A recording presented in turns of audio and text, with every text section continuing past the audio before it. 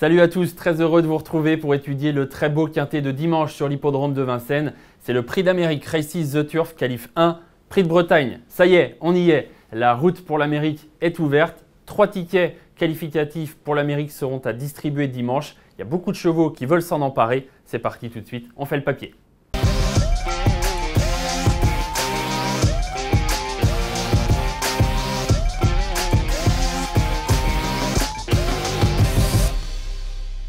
Allez, avant d'entrer dans le vif du sujet, je vous rappelle que vous pouvez vous abonner à notre chaîne YouTube. Vous pouvez également liker, n'hésitez pas à le faire, tous nos contenus.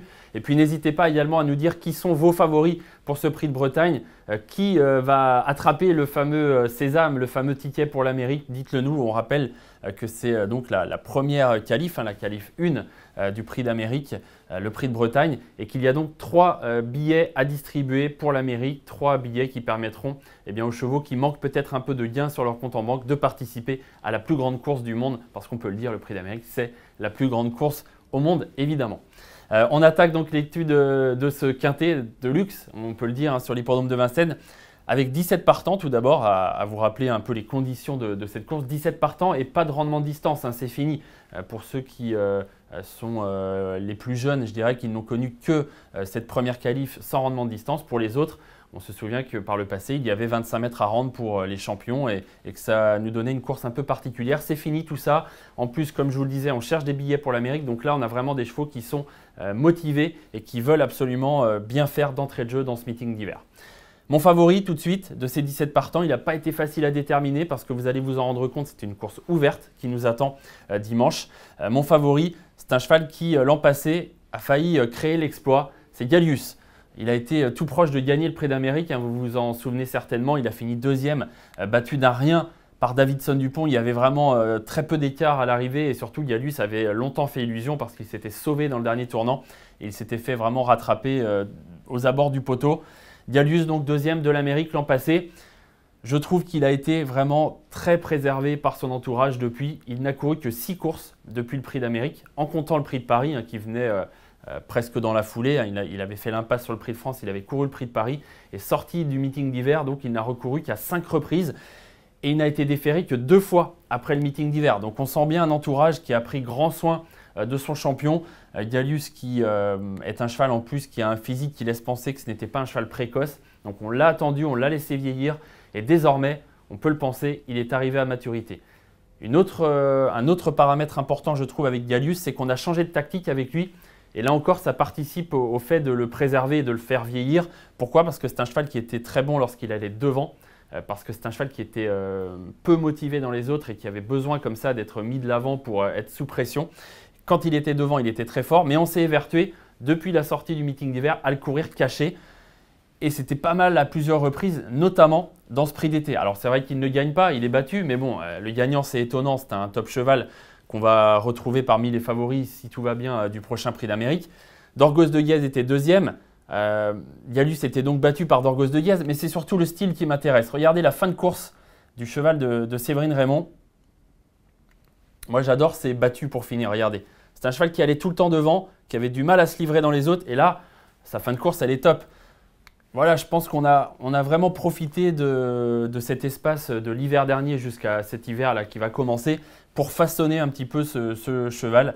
Et à mon avis, son entourage a très bien joué le coup en présentant maintenant un cheval en entrée d'hiver qui va être tout neuf en fait pour affronter donc les meilleures courses du calendrier français. Gallius qui en plus, si vous lisez la rubrique entraînement, va partir avec la confiance justement de l'entourage, de Cyril Rimbaud et de Séverine Raymond qui sont les entraîneurs de Gallius. On est allé les voir lundi matin, on était en Facebook Live d'ailleurs. Vous pouvez retrouver l'émission en intégralité sur notre page Facebook d'Equidia. On a passé plus d'1 heure aux côtés de Gallius.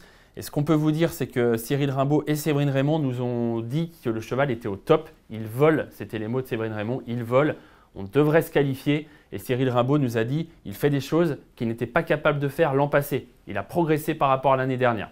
Donc voilà, je pense que ça va être une course très importante pour Gallius à plusieurs titres. D'une, il a besoin d'un ticket pour se qualifier pour l'Amérique parce que même s'il a fini 2e l'an passé, il n'a pas encore un compte en banque extrêmement important, en tout cas moins important que d'autres chevaux. Il a moins d'1 million d'euros de gains. Et maintenant, on le sait, il faut avoir quand même beaucoup d'argent si on veut être sûr de participer à l'Amérique. Donc il a besoin d'un ticket. Il a besoin aussi, je pense, d'entrée de jeu, de nous montrer qu'il sera l'un des prétendants au sacre le dernier dimanche de janvier dans le Prix d'Amérique Legend Race. Donc pour tout ça, je pense que Gallus va faire sa course à fond. C'est ce que nous ont confirmé ses entraîneurs. Et j'y crois, vous l'aurez compris.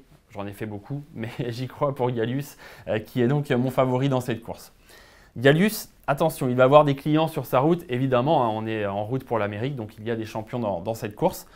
Même si Étonnant n'est pas là, on vous le rappelle, hein, c'est peut-être le grand absent. Même si le cheval suédois, qui est pour l'instant le favori du côté des bookmakers, Calgary Games, n'est pas encore là, il y a quand même du beau monde dès ce Prix de Bretagne. Et parmi ce beau monde, il y a une jument qui a déjà battu Gallus, qui s'appelle Ampiam EDSM.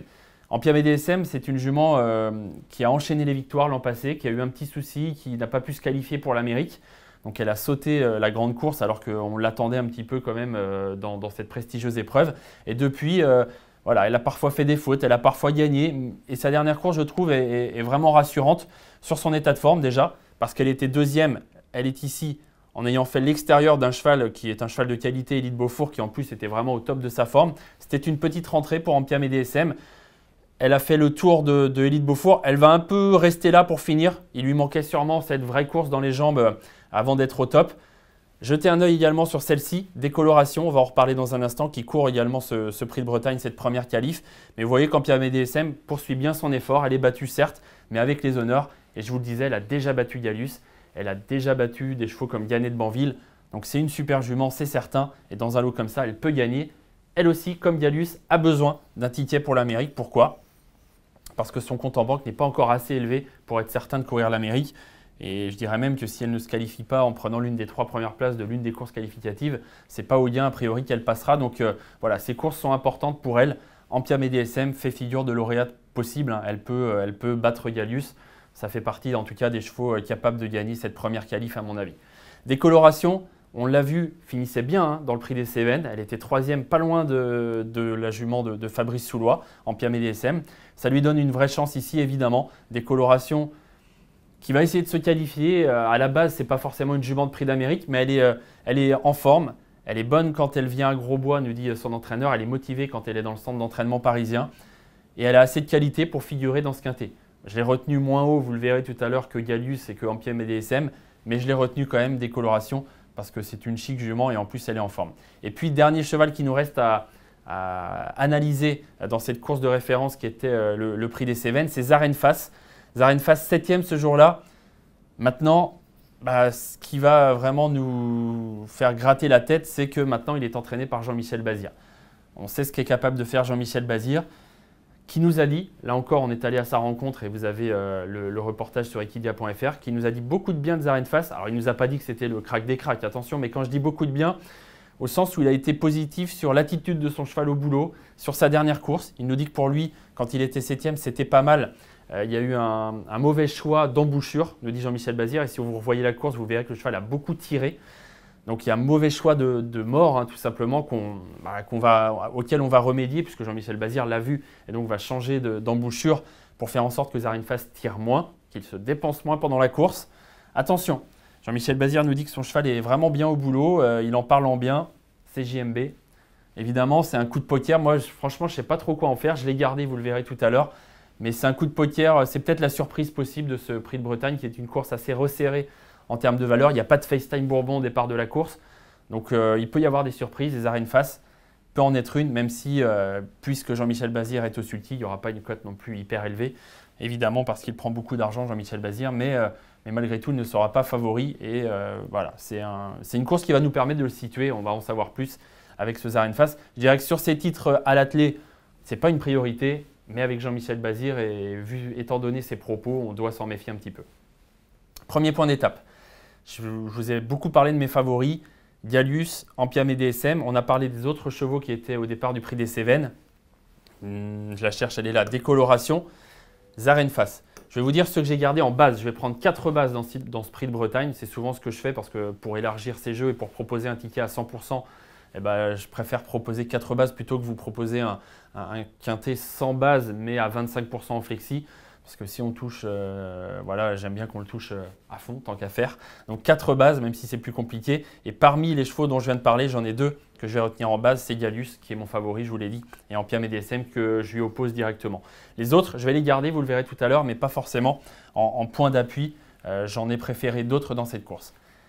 Maintenant, on va partir sur les 5 ans. Les 5 ans qui vont en prendre 6 l'année prochaine, les 5 ans qui ont donc couru le critérium des 5 ans, et celui qui l'a remporté, il est ici, c'est Hussard du Landré qui a créé la surprise ce jour-là. Néanmoins, il avait le droit de gagner. Je dis ça parce que c'est une génération où il n'y a pas vraiment un leader, il n'y a pas de FaceTime Bourbon, je reprends cette référence, mais voilà, il n'y a pas un cheval qui survole les autres. Hussard du Landré a fait partie, j'allais dire a toujours fait partie, en tout cas il fait partie depuis un moment maintenant des chevaux qui sont parmi les meilleurs de cette génération. Il avait le droit de gagner, comme Onek avait le droit de gagner, comme Happy Valley aurait pu gagner, comme Hip Hop au Fort peut-être à la classe pour gagner. Donc voilà, ça se joue à pas grand-chose, c'est ça que je veux dire entre cette génération. Il y a plusieurs H de qualité là, qui vont courir contre les vieux dans ce Prix de Bretagne. Hussard du Landré en fait partie. Je vous rappelle rapidement en image sa victoire dans le Critérium des 5 ans. Il est courageux, hein. Il est dur, il est très dur à l'effort. Hussard du Landré, il ne lâche pas le morceau, il va gagner. Hokkaido GL courait bien. Et puis Hip Hop au Fort en blanc là-bas terminait trop tardivement, il n'avait pas été dans la course, il était trop loin et il avait fini un peu en retrait. Hussard du Landré donc fait partie des bons chevaux âgés de 5 ans. On l'a vu à Chetman, je ne vous en ai pas parlé, et oui, à Chetman courait très bien lui aussi dans ce critérium des 5 ans puisqu'il était 4e ce jour-là. À Chetman, c'est un cheval qui a changé d'entraînement il y a peu, c'est un ancien cheval entraîné par Philippe Allaire. C'est un cheval qui a beaucoup d'action, donc qui déroule, qui a besoin de dérouler un petit peu sa grande action comme ça. Ce n'est pas un sprinter, donc on va souvent aux avant-postes avec lui. Il a fait de belles choses, un 4e du critérium des 5 ans. Vous verrez tout à l'heure que moi j'ai choisi de le garder parce que je me dis que c'est peut-être lui le 50 contre 1 qui va finir à l'arrivée de ce quintet de luxe.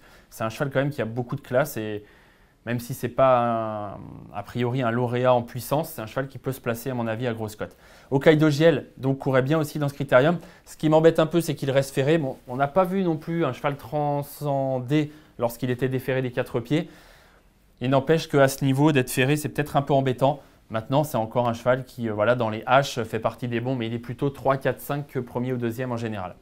Hip Hop au Fort, attention.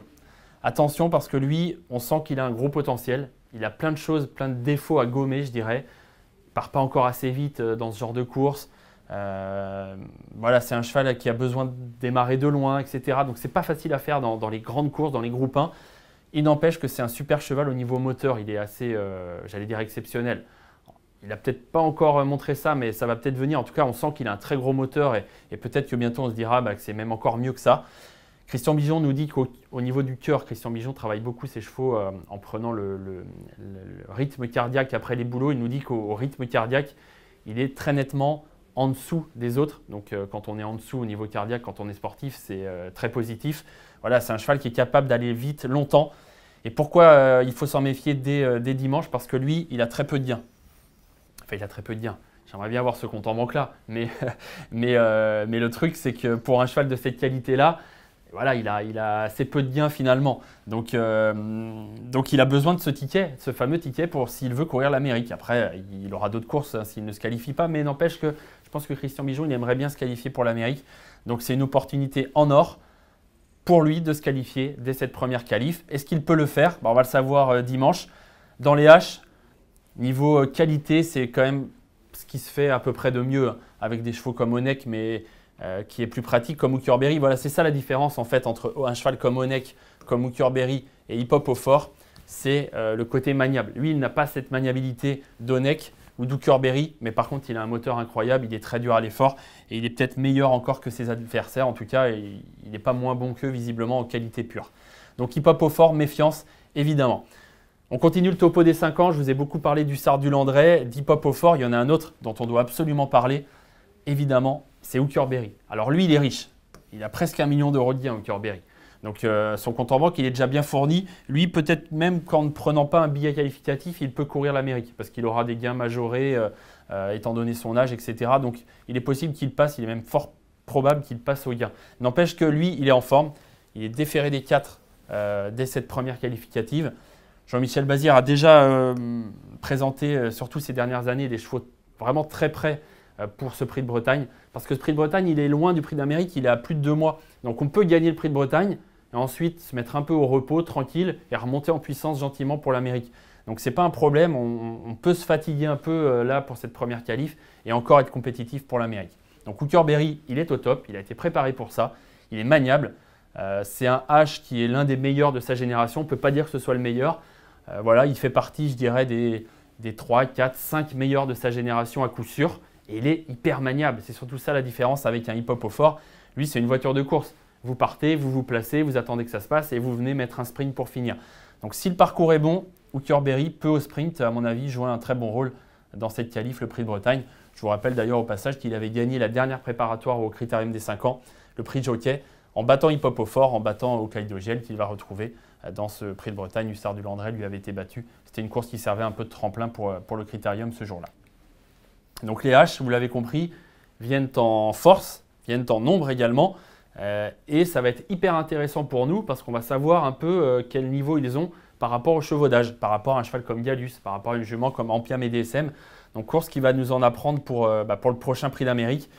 J'ai choisi parmi ces H 2 chevaux en base, en point d'appui, hip-hop au fort pour les qualités que je vous ai données tout à l'heure le concernant, et Hooker Berry qui lui est vraiment maniable, c'est ça qui est rassurant je trouve dans son profil pour le prendre en base.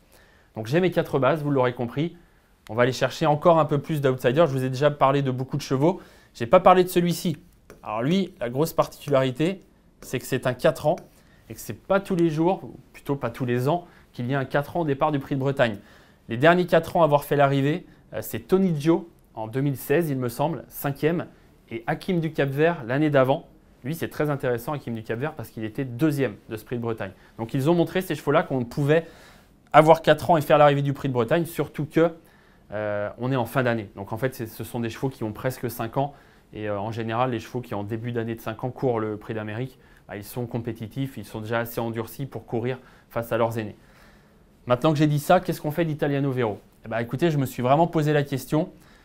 Il y a plusieurs paramètres qui m'embêtent. Déjà, c'est la première face au vieux. J'ai peur qu'il ne soit pas encore assez endurci. Et puis, il n'est pas déféré des 4. Alors, il a déjà très bien fait dans cette configuration, mais quand il a gagné le Critérium des 4 ans, parce que c'est lui qui a gagné le Critérium des 4 ans, il était déféré des 4 pieds. Dans cette génération, il y a Idaho Tillard qu'on attend au tournant et dont on pense presque tous, je pense qu'il est capable de jouer un très bon rôle dans le Prix d'Amérique. On a plus de mal, en tout cas moi j'ai plus de mal à situer Italiano Vero. Honnêtement, j'attends cette course-là de dimanche. Je suis plutôt sur la défensive. Vous verrez, j'ai pris le parti de faire une impasse risquée en ne le gardant pas dans mon jeu. On va voir, mais c'est sûr que c'est un très bon cheval. Il a près de 900 000 € de gains en fin d'année de 4 ans, donc c'est pas rien évidemment, c'est un Philippe Allaire. Voilà, il y a des choses positives, mais il y a des choses qui m'embêtent un peu et j'attends de voir. En fait, je vais attendre de voir avant de me montrer un peu plus confiant. Elle n'a pas du tout le même profil, mais je voulais en parler de cette jument parce qu'elle a 7 ans. Elle a déjà beaucoup bourlingué, elle est endurcie, elle c'est Flamme du Goutier, la lauréate du prix de Cornulier évidemment, qui est bonne également au trot attelé puisqu'elle a fini 3e du Prix d'Amérique, rien que ça. Elle a pris un an depuis évidemment, elle a vieilli, mais il n'empêche que la petite jument elle reste sur une victoire. Elle vient de gagner dans une course moins bonne en qualité, plus facile pour elle, c'était même sa course un petit peu. J'ai bien aimé son style parce qu'elle a pris la tête. Pour finir, elle se relâche un peu, mais Théo Duval d'Estaing l'a laissé tranquille. On sent qu'il n'a pas cherché à l'appuyer. Donc c'est bon pour le moral. La jument est en jambes. C'est une jument à respecter. Je ne la vois pas gagner, je dirais évidemment, mais je la vois bien 4-5e de ce Prix de Bretagne, Flamme du Goutier. Elle en a tout à fait le profil. Même si, petit bémol aussi, voilà, elle est plaquée devant alors qu'elle était déférée des 4 la dernière fois. C'est peut-être un peu moins bien. C'est aussi ce qui me fait dire que voilà, elle est plus une 4-5e possible qu'une postulante à la victoire. Mais je la garde quand même dans mon jeu et avec grand plaisir, je dirais. Je la garde, Flamme du Goutier, en associé. On a fait le tour, il y a certains chevaux dont on n'a pas parlé, mais bon, on ne peut pas tous les citer dans cette course. Mes 4 bases, le 2 Hip-Hop au fort, le 8 Ampiam et DSM, le 13 Gallus, le 16 Hooker Berry. Et ensuite, je vais aller piocher pas mal d'outsiders dans les autres chevaux. Hatchetman, ça c'est vraiment pour essayer de trouver la grosse cote à l'arrivée, puis c'est un cheval de qualité. Hussard du Landré, je trouve que c'est difficile de l'écarter complètement. Décoloration, pareil. C'est une vraie chance logique dans cette course pour les places. Zarenface, parce que Jean-Michel Bazir, parce qu'on s'en méfie, il en parlant bien. J'ai donc tenté une impasse risquée sur Italiano Vero, je ne l'ai pas gardé. Et puis j'ai gardé Flamme du Goutier, la sympathique Flamme du Goutier, la bonne Flamme du Goutier, gagnante au niveau groupe 1, placée du Prix d'Amérique l'an passé. Ça nous donne un ticket de quintet à 10 € en taux plein. Ça, j'y tiens. Là, on ne le fait pas en flexi 25%. Si on touche, c'est à 100%. 13, 8, 16, 2. Dialus en tête, le 13, devant le 8 Ampiam et DSM, le 16 Outurberry et le 2 Hip Hop au fort. Et puis mes associés, le 5, le 7, le 9, le 14 et le 17. 10 € pour ce quintet. J'espère que vous serez inspirés pour cette première qualif au Prix d'Amérique. J'espère que vous allez passer un bon moment dimanche, 15h15, on le rappelle, pour l'horaire de départ de la course, à suivre en direct sur Equidia et sur l'application comme d'habitude. Bon jeu à tous et à très bientôt.